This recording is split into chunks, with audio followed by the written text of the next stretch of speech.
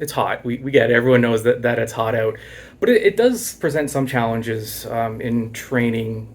Has anything changed? Are they shorter? Is there more water breaks? Anything like that? Yeah, it's something to be honest. You're used to. We Yeah. know when July rolls around here, it gets warm. So it's nothing that's new. We train early in the morning. I think that helps. So we try and avoid a little bit of that heat in the afternoon, and just yeah, you plan trainings a little bit differently with your stop starts and just giving the guys time to refresh themselves. But it's also a reality of us having to possibly play on the weekend an early game in this type of weather. So it's also getting acclimatized to it. No matter however you want to measure the stats, whether it's advanced stats, whether it's the basic stats, it's been a really dominant stretch for Forge over the last few weeks. Can you point to a turning point where things, or has it just been a gradual improvement week to week? Yeah, I think it's scoring goals. You take your opportunities, you take the things that we've been creating from the beginning of the season, and you turn them into goals. I think that always gives confidence to the group.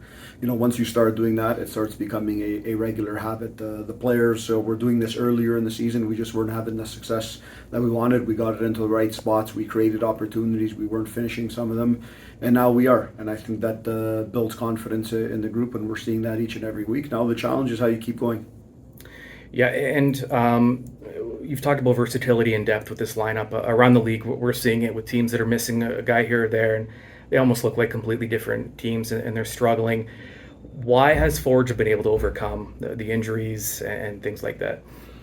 Yeah, I can't ever talk about the other teams and what their situations are. For us here, it's every player is important. Every player is important to every training session. Every player is involved in everything that's going on, and I think that's one thing that we make sure that the players understand because their time will come.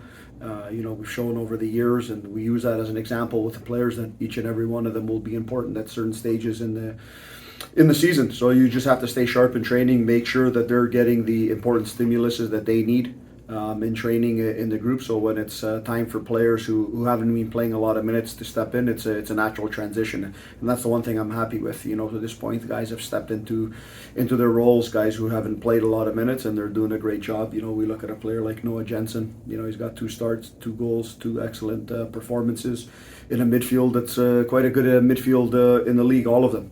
And he deserves to be playing. But he knows he's an important player. He knows he's an important player when it comes to training. He's following everything that we're doing. So when his time comes, it's a seamless transition.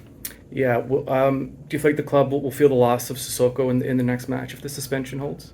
Yeah, I think if we look at how we've been doing, hopefully not. He's a fantastic player and he's been an important player for us. Done an excellent job in the midfield. But like we just talked about before, it's the next man stepping in and taking their opportunity and doing their job, and I expect that to happen in the next match against Valor. You mentioned the midfield. Kyle Becker is coming up on a milestone.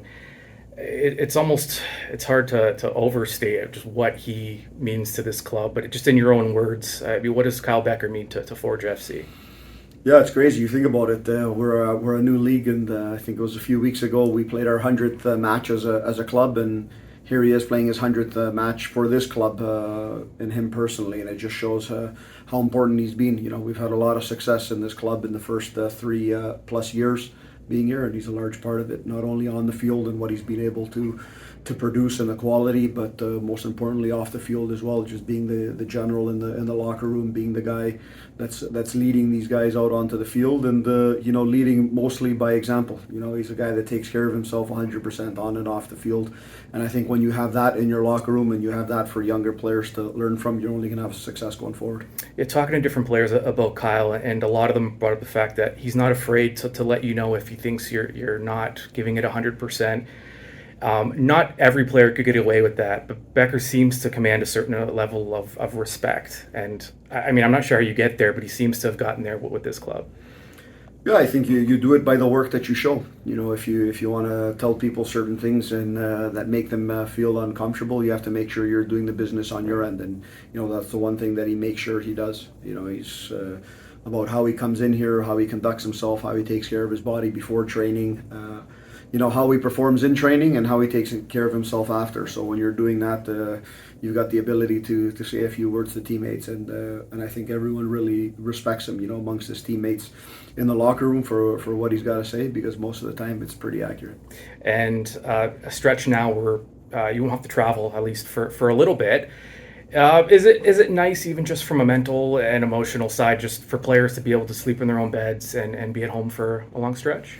Yeah, I think it's what everyone prefers. There's no doubt with that. So we need to make sure we try and take advantage of that. We've got the next 3 games close to home with 2 home games and 1 game at York. So we need to take advantage of that, because if this is happening now, we know there'll be a stretch where we'll be further away from home. But the team has done excellent playing both at home and away. It's something that I want to breed always in the group, not making a big difference on where we're going to play. We've done it now in Halifax, which has traditionally been a very tough place to play, and it still is a tough place to play. But we've come out with two wins from there, and we need to use that as a roadmap as we keep on going further in the season on the travels. We are the Lord, the mighty, mighty Lord. You just don't think you understand. This has been Forge FC head coach and technical director Bobby Smyrniotis and Behind the Beard. The most Forge content can be found on the Forge Audio Network with Anthony Urciuoli. Subscribe on Spotify or wherever you get your podcasts.